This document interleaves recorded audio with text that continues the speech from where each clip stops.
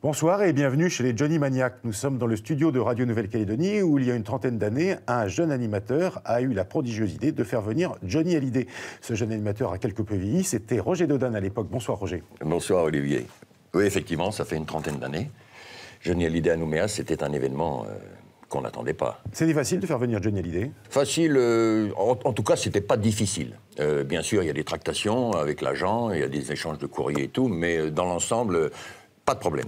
Il a pratiquement tout de suite accepté. Parce que c'était un peu exotique quand même pour Johnny Hallyday. Ah bah c'était pas la porte à côté, surtout avec presque une vingtaine de personnes, 2 tonnes de matos, ça faisait quand même ça faisait du bruit, quoi. Et je crois que ça devait certainement être, dans la carrière de Johnny, l'une des tournées les plus lointaines. Ah ben oui, je pense que je peux dire que j'ai payé son premier billet à Johnny dans le Pacifique. Est-ce que c'était quelque chose d'abordable à l'époque? Est-ce que Johnny était déjà la superstar que l'on connaît? Il était déjà quand même très très connu. C'était peut-être pas encore la superstar, mais c'était déjà la vedette, quoi, hein, en 72, effectivement.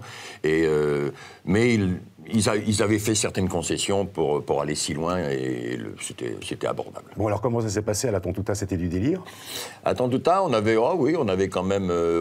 bon, Tontouta, c'est pas la porte à côté. On avait quand même à peu près 200 personnes, 200 jeunes et moins jeunes qui étaient là pour accueillir Johnny. Et c'était quand même une des rares fois où le public se déplaçait pour vraiment voir une vedette, quoi, hein, une grosse vedette. Alors après, il y a eu les fameux concerts, les 3 concerts que vous avez organisés au Rex. Évidemment, ce qu'on pouvait craindre, c'est que cela se passe un petit peu comme à l'Olympia, avec des chaises cassées. Qu'est-ce qui s'est passé, en fait? Effectivement, on a toujours peur, quand on ne connaît pas vraiment la personne à qui on s'adresse, qu'il se passe des choses comme ils s'en sont passés à l'Olympia avec Gilbert Bécaud notamment, et trucs comme ça. Mais on m'avait demandé un service d'ordre assez conséquent. Bon, il y avait une vingtaine de flics dans la salle, mais ça se passait très bien. Et au début, un petit peu... Le public calédonien n'était pas encore habitué à ce genre de truc. Mais maintenant, enfin, disons que quelques temps après, il a tout de suite répondu et il y a eu un délire, quoi. Alors justement, est-ce que le public était électrifié? Est-ce que les jeunes filles étaient en délire, comme on dit? Je n'ai pas vraiment souvenir de ça, parce que je dois dire que moi, je naviguais entre les coulisses un petit peu partout, mais il y a eu quand même, effectivement, quelques Johnny, comme on entend des Patrick maintenant, quoi. Et Johnny Hallyday, finalement, on voit toujours la superstar, le chanteur, mais on oublie aussi que c'est quelqu'un d'abordable, un homme relativement sympathique et généreux. Comment avez-vous vécu justement ce contact? Je crois que ça a été beaucoup dit qu'en fin de compte, Johnny était un garçon très, très sympathique et très abordable.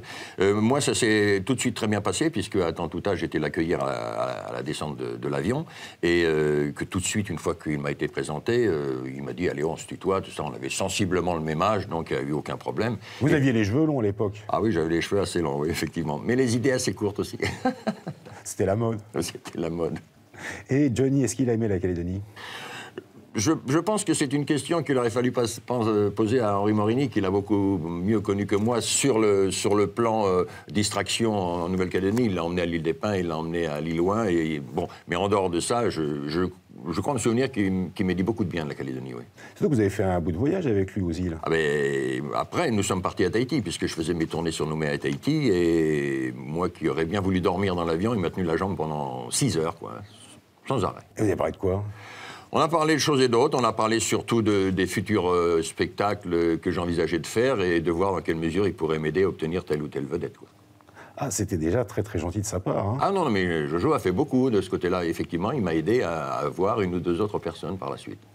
Est-ce que vous pensez qu'il est complètement utopique et ridicule d'imaginer le retour de Johnny Hallyday 30 ans après en Nouvelle-Calédonie? Non, je ne pense pas que ce soit utopique, non. Moi, je ne vois pas... bon, personnellement, je ne suis pas intéressé par la question. Il faut laisser ça un petit peu aux jeunes, maintenant. Vous avez passé l'âge? J'ai passé l'âge, oui, quand même. Mais je pense qu'avec un truc bien préparé, Johnny serait tout à fait d'accord pour venir ici en Calédonie. À l'heure actuelle, on pense à autre chose. On pense à son anniversaire, à ses 60 ans. Qu'est-ce que vous avez envie de lui dire? Oh, ben une chose toute simple, puisqu'il y a 30 ans, il m'a autorisé à le tutoyer, je lui dirais simplement « Jojo, c'est super, continue et bon anniversaire ». Merci Roger d'avoir été notre invité. Dans un instant, nous retrouvons le cours du journal.